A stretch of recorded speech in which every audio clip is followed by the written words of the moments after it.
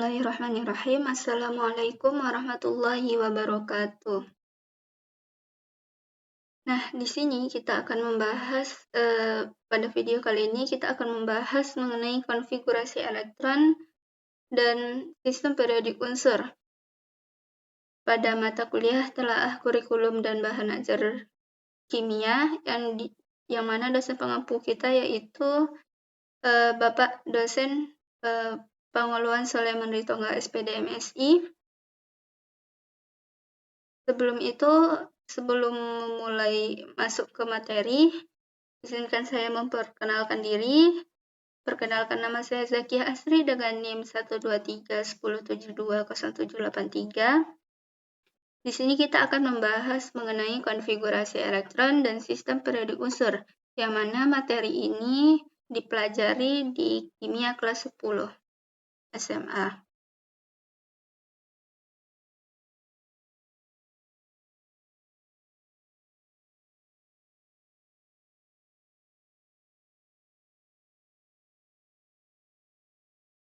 Nah, di sini ada beberapa bahasan yang akan kita bahas pada materi konfigurasi elektron. Sangat banyak sekali, mulai dari bagaimana pola konfigurasi elektron dan bagaimana sistem periodik unsur lagi. Dan itu terbagi lagi menjadi beberapa bagian. Nah, di sini, di mata kuliah kali ini atau di video kali ini, kita akan membahas mengenai miskonsepsi yang sering terjadi pada konfigurasi elektron dan sistem periodik unsur. Nah, di sini saya menemukan suatu literatur di mana dari sebuah jurnal pendidikan kimia Indonesia yang berjudul Formal Thinking Capabilities and Their Impact on Misconception of Electronic Configuration Materials yang ditulis oleh Rizky Wardani dan Fitri pada tahun 2022. Nah, di sini didapatkan bahwasannya terdapat 47,1% siswa itu mengalami kesalahan dalam menentukan pola konfigurasi elektron berdasarkan tengah penuh, aturan penuh. Miskonsepsi itu disebabkan oleh kurangnya pemahaman mendalam terhadap konsep yang dapat dipicu oleh penjelasan yang tidak memadai dari seorang guru dan keterbatasan ajar. Maka dari itu, kita akan membahas materi yang sering mengalami miskonsepsi tersebut. Bagaimana cara mengatasi agar siswa tersebut bisa memahami materi mengenai konfigurasi elektron berdasarkan aturan penuh dan setengah penuh.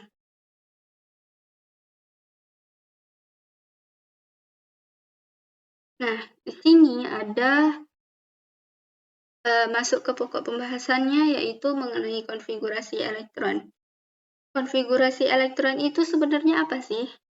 Nah, konfigurasi elektron itu dari namanya saja konfigurasi, yang berarti penataan atau penyusunan, sehingga dapat diartikan konfigurasi elektron itu adalah suatu penataan atau penyusunan elektron ke dalam kulit dan subkulit atom. Nah, untuk penyusunan elektron ke dalam kulit dan subkulit atom ini, kita urutkan berdasarkan tingkat energi pada suatu elektron itu sendiri. Di mana di sini ada sebuah gambar. Gambar ini ialah merupakan tingkatan energi pada kulit dan subkulit atom. Di mana di sini ada S, P, D, F. Nah, tingkatan energi ini dalam konfigurasi elektron itu diurutkan berdasarkan tingkat energi yang paling rendah, ke tingkatan energi yang paling tinggi. Di sini dapat dilihat ada sebuah gambar yang mana di situ ada 1S1, 2S2, 2P, dan 3S. Nah, Bagaimana kita mengetahui agar konfigurasi tersebut sudah pas dengan batas-batasnya? Maka di sini ada aturan di mana tingkatan energi pada subkulit S itu memiliki maksimum 2 elektron, pada subkulit P itu 6 elektron, pada D itu 10 elektron, pada F itu ada 14 elektron. Jadi jumlah maksimum atau paling banyak dalam suatu tingkatan energi di sini, inilah dia yang ada di dalam kotak warna merah ini. Nah, cara membaca ini bagaimana? Cara pembacaannya itu dari atas ke bawah, atas ke bawah. Nah, seperti ini kita lihat pada gambar ada panah garis putus. Kita ikuti aja. Berarti dimulai dari 1 S1, 2 S2, 2 P6, 3 S2. Nah, di sini juga ada dijelaskan bahwasanya angka pangkat menunjukkan jumlah elektron di setiap subkulit. Ini kan ada 1 S2. Kenapa ditulis 1 S2? Karena kan jumlah maksimum elektron pada suatu subkulit S itu adalah 2. Lanjut di sini juga ada 2 P6. Kenapa 2 P6? Karena kan jumlah maksimumnya itu ada 6. Nah, pangkat yang ada di atas ini dinamakan dengan jumlah elektron yang ada pada subkulit tersebut. Sehingga kita langsung saja ke contoh soal. Nah, di sini ada soal mengenai konfigurasi elektron. Kita mulai dulu dari konfigurasi yang paling dasar. Di sini sama-sama melihat ada yang unsur Mg, magnesium, dengan nomor atom 12. Yang berarti seperti materi yang sudah kita bahas mengenai struktur atom, kita dapat mengetahui bahwasannya jumlah elektron pada unsur Mg12, nah, jumlah elektron itu sama dengan nomor atomnya. Nah, di sini langsung tulis saja konfigurasinya. Kita mulai dari yang paling rendah, yaitu 1S karena maksimumnya 2, kita tulis 2. 1S2, 2S2, 2P6, dan 3S2. Coba kita hitung terlebih dahulu, apakah sudah pas jumlah elektron pada unsur M.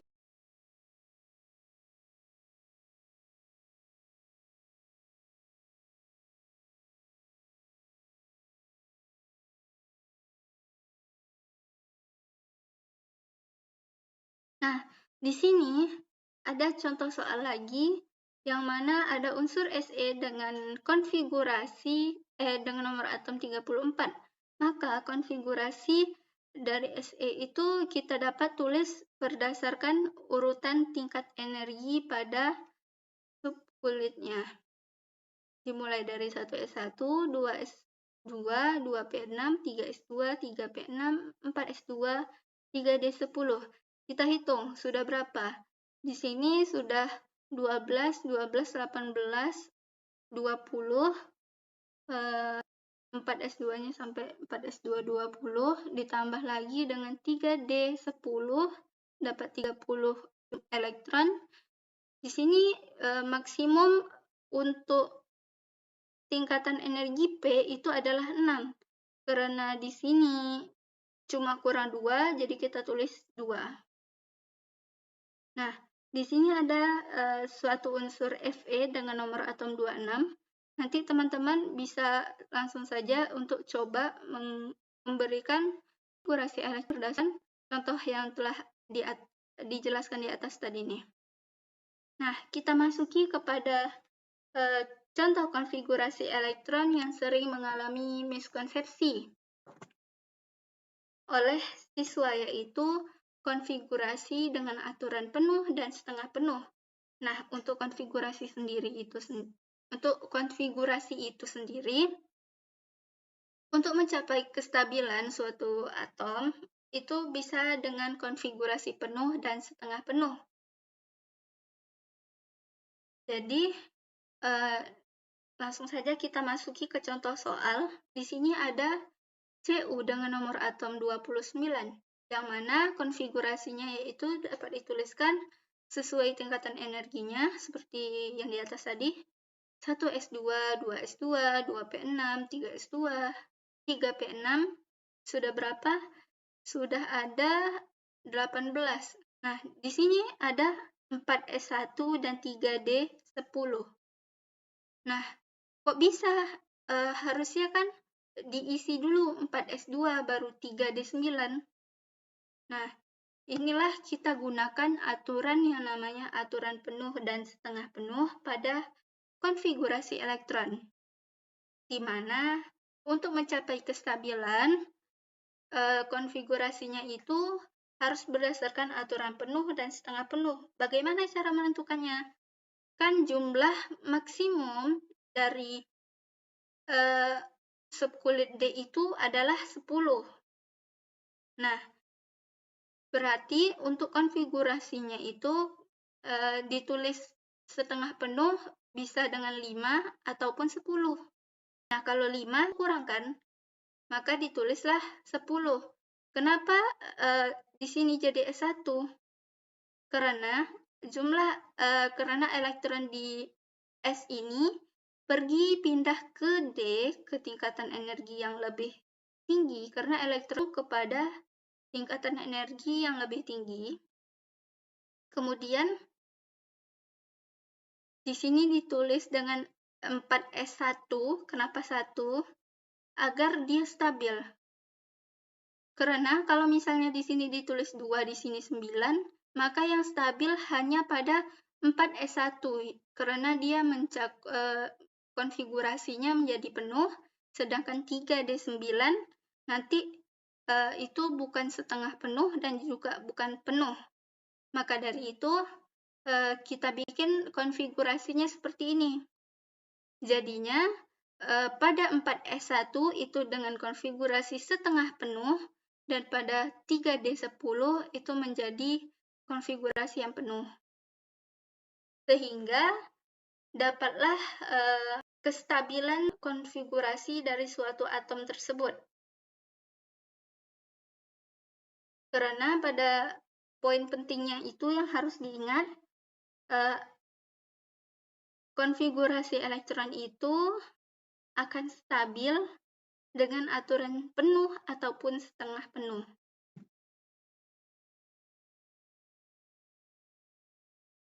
Baik, selanjutnya yaitu di sini ada contoh soal lagi, yaitu Ag dengan nomor atom 47. Di sini masih kosong ya konfigurasinya. Teman-teman bisa langsung coba untuk menerapkan contoh konfigurasi penuh dan setengah penuh tadi. Mungkin nanti kalau ada yang bingung boleh ditanyakan di kolom komentar. Nah, di sini kita lanjut kepada contoh soal kedua mengenai konfigurasi elektron, aturan penuh dan setengah penuh. Di sini ada unsur Cr dengan nomor atom 24, di mana konfigurasinya itu ada 1s2, 2s2, 2p6, 3s2, 3p6. Sudah berapa? Sudah ada 18. Nah, selanjutnya di sini juga ada 4s1 dan 3d5. Nah, ini kenapa tidak dibikin 4s2 aja sih, Kak? Biar dia setimbang yang 4s ini atau penuh. Lalu D-nya nih jadi 4 aja gitu. Nah, kan suatu konfigurasi untuk stabil itu nanti juga mengikuti aturan penuh dan setengah penuh. Maka dari itu, jika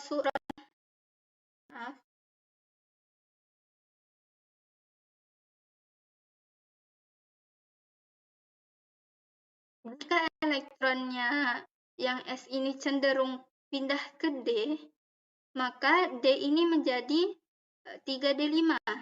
Kan maksimum jumlah atom D itu adalah 10, maka setengah dari 10 adalah 5. Maka dia bisa stabil. Dan untuk 4s itu sendiri, ketika elektron S-nya ini pindah ke D1, maka dia akan juga berdasarkan aturan setengah penuh, sehingga konfigurasi ini menjadi konfigurasi yang stabil. Nah, selanjutnya kita membahas mengenai konfigurasi elektron menggunakan gas mulia. Nah, coba teman-teman lihat, ini konfigurasi itu panjang sekali ya, apalagi yang nomor atomnya itu sampai 80-an. Nah, itu pasti panjang sekali.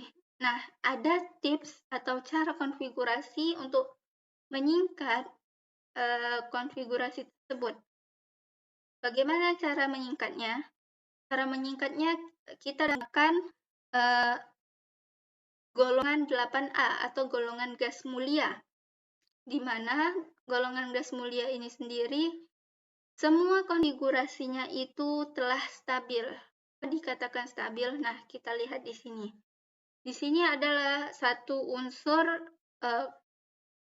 gas mulia, yaitu argon dengan nomor atom 18.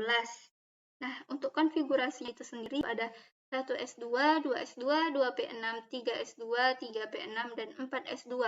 Nah, di sini konfigurasinya itu pas. Tidak ada kurang, tidak ada lebih, tidak menggunakan aturan penuh, dan tidak perlu menggunakan aturan setengah penuh. Karena dia emang konfigurasinya itu sudah pas.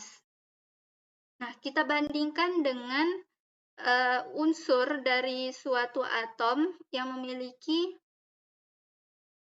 nomor atom 34 dari golongan berbeda, bukan golongan 8A. Nah, di sini kita lihat untuk konfigurasinya itu ada 1s2, 2s2, 6, 3s2, 3p6, 4s2. 3d10, lalu 4p4. Kita lihat di sini. Nih, perhatikan di sini. Untuk konfigurasinya itu sendiri, dari 1s2 sampai 4s2 itu sama kan dengan argon? Ya. Nah, bagaimana sih kita harus menggunakan cara penyingkatan untuk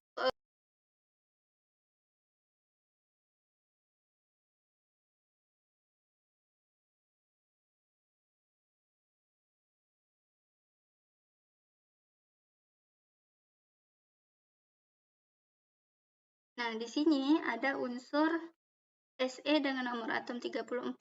Nah, untuk penggunaan golongan 8A ini, di sini kan 34. Mana yang mendekati dengan 34? Di sini ada 18. Nah, kita bisa menggunakan yaitu 18. Kenapa 18? Kenapa tidak 36? Padahal jarak antara 34 sama 36 itu lebih dekat dibandingkan dengan yang 18 ini tadi. Nah, untuk menggunakan ini, kita tidak bisa menggunakan yang berlebih, namun bisanya yang mendekati tapi tidak melebihi atom yang akan kita cari konfigurasinya. Kalau misalnya berlebih, tentu konfigurasinya tuh berlebih juga, tidak sesuai. Tuh. Jadi kita menggunakan di sini dari golongan 8A yaitu argon 18. Nah, di sini nampakkan perbedaannya. Dari konfigurasi 110 itu sama. Sehingga kita lanjutkan saja yaitu ke 4P6. 4P4.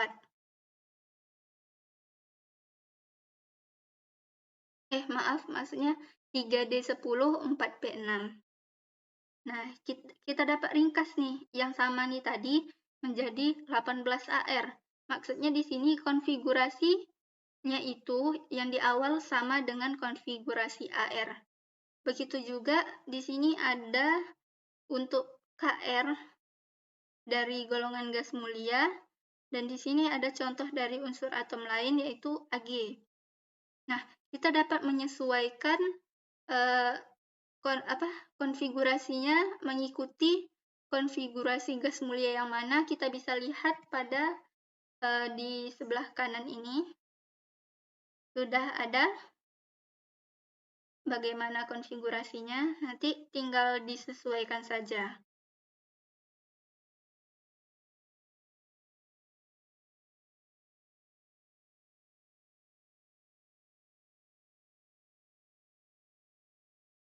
Next, kita lanjut ke materi terakhir. Apa ini? Nah, ini ada bagaimana cara menentukan letak unsur dalam suatu SPU menggunakan konfigurasi elektron. Nah, banyak nih yang mengalami miskonstruksi.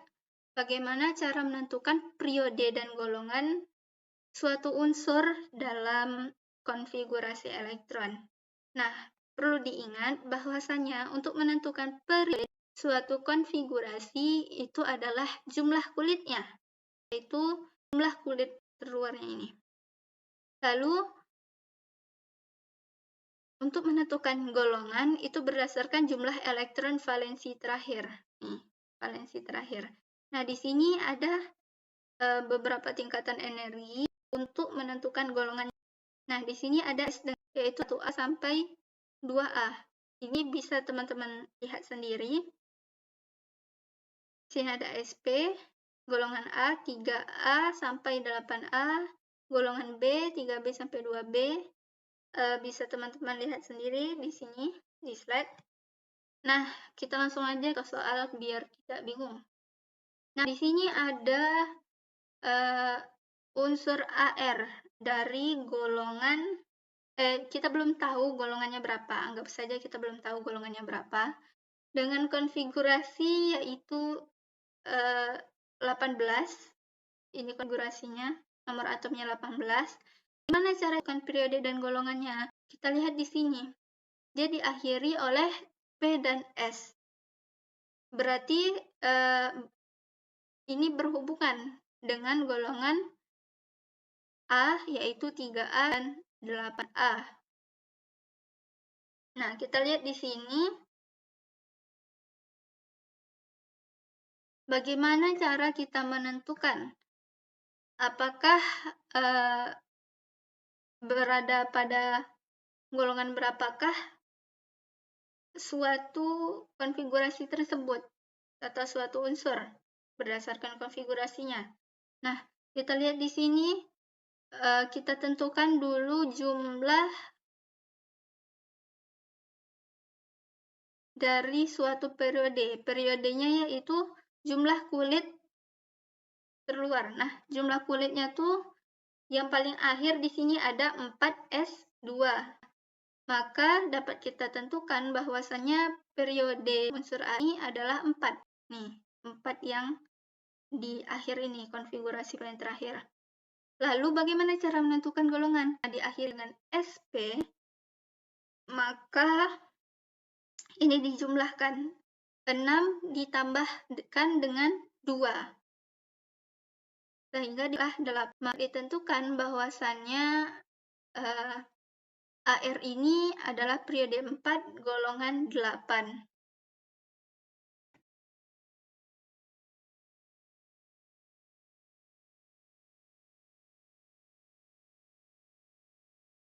Baik, selanjutnya di sini ada contoh soal lagi, yaitu unsur Cu dengan nomor atom 29. Konfigurasinya kita tuliskan sebagaimana aturan penuh dan setengah penuh tadi.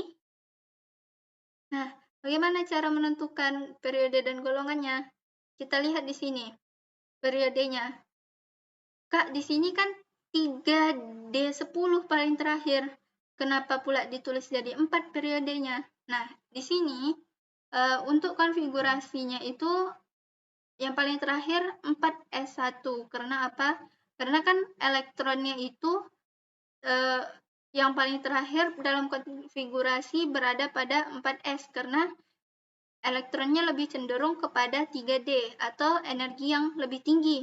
Sehingga untuk jumlah kulit paling luarnya itu yaitu yang paling terakhir, yaitu ada di 4S1, sehingga periodenya menjadi 4. Kemudian bagaimana cara menentukan golongan dari unsur berdasarkan konfigurasi ini untuk unsur Cu?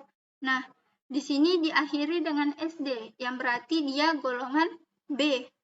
Antara, kita lihat di sini, ada yang 1 sampai 8. Kita lihat, kita hitung dulu.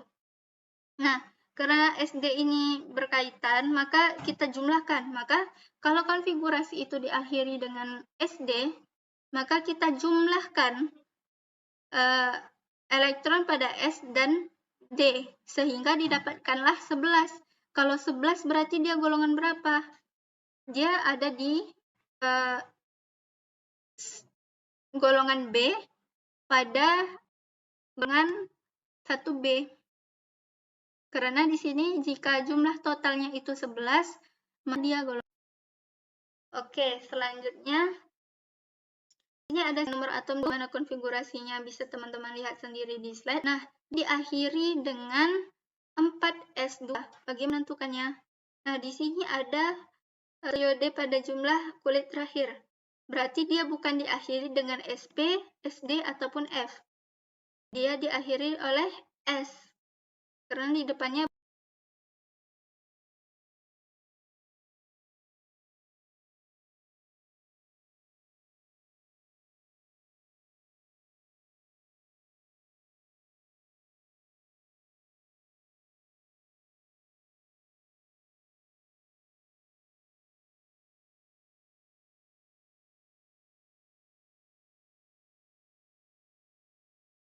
Nah, maaf tadi rekamannya sedikit bermasalah.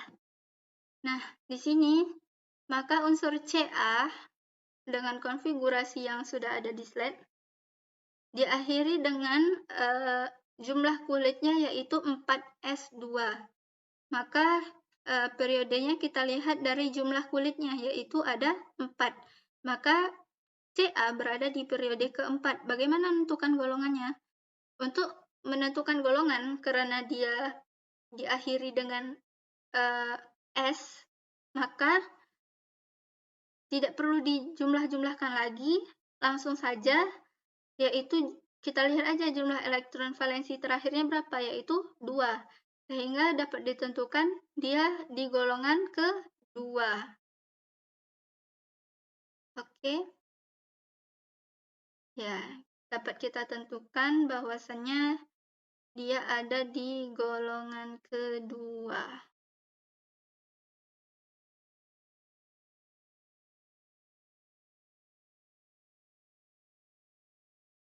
Next.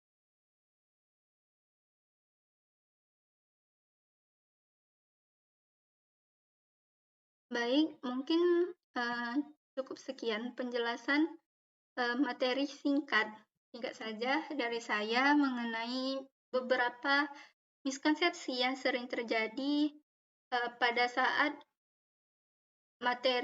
penjelasan materi konfigurasi elektron aturan penuh dan setengah penuh, serta dalam penentuan periode dan golongan dalam suatu sistem periodik unsur. Mohon maaf atas segala kesalahan dan kekurangan. Saya akhiri. Wassalamualaikum warahmatullahi wabarakatuh.